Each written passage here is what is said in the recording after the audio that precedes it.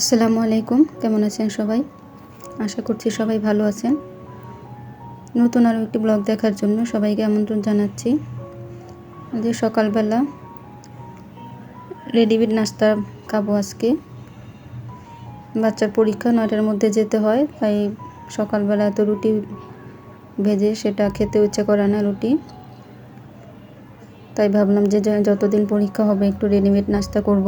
তো যে পরোটাগুলো গরম করে নিলাম, চা দিয়ে পরোটা খাবো।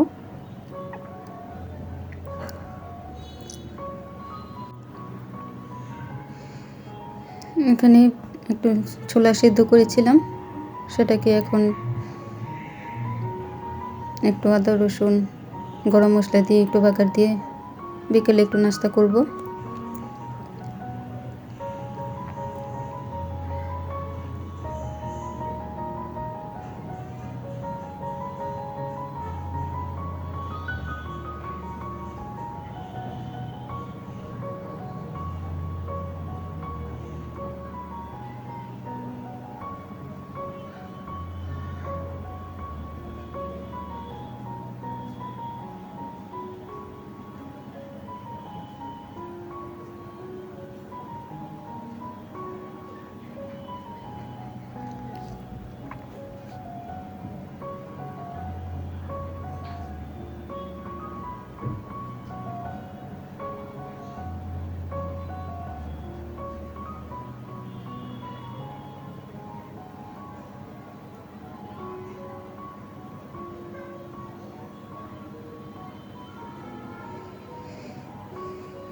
এখনও দুটো আলু সিদ্ধ করেছিলাম, ছোলার মধ্যে এখন আলু দিয়ে দিব।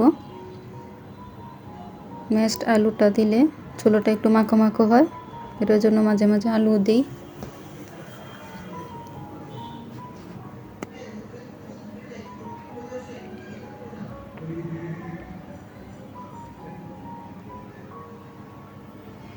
ছোলা হয়ে গেছে, পেঁয়াজ কাঁচামরিচ আর শসা দিয়ে ছোলা খাবো এখন।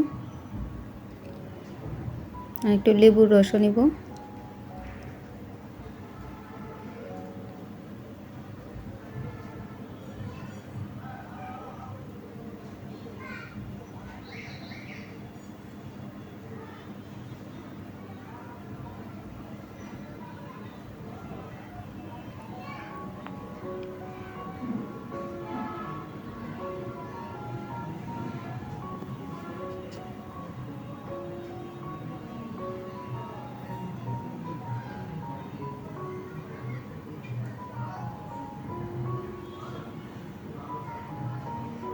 এখানে মুরগি ভুনা করব, একটু একটু ঝোল ঝোল রাখবো। বাচ্চারা চিকেন খেতে চায়, তাই আবার মুরগি রান্না করব।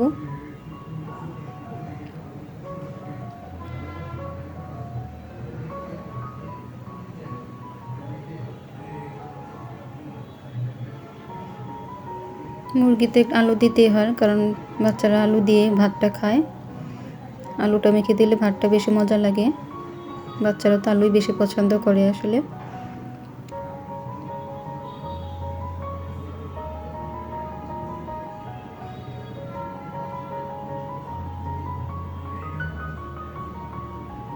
হয়ে গিয়েছে। আর এখানে একটু করলা ভাজি করব।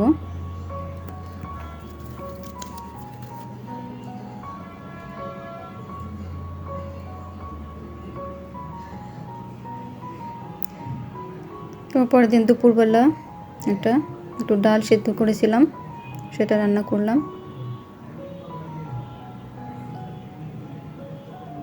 আর কালকে করলার ভাজি ছিল, মুরগির মাংস ছিল একটু, সেগুলো দিয়ে খাবো।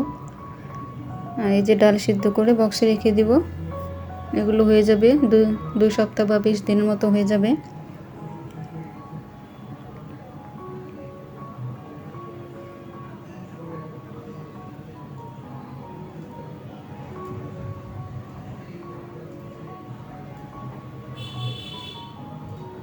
এখানে একটু শুটকি রান্না করব আলু দিয়ে।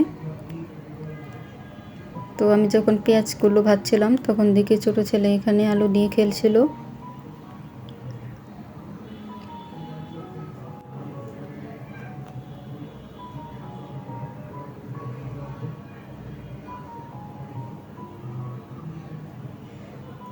তো একটু পরে দেখি আবার সেগুলোকে এরকম টুলের উপর নিয়ে রাখছিল।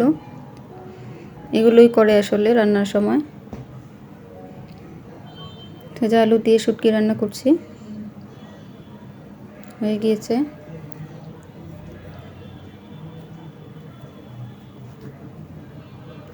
এখানে 2 দিনের ব্লগ একসাথে করেছি।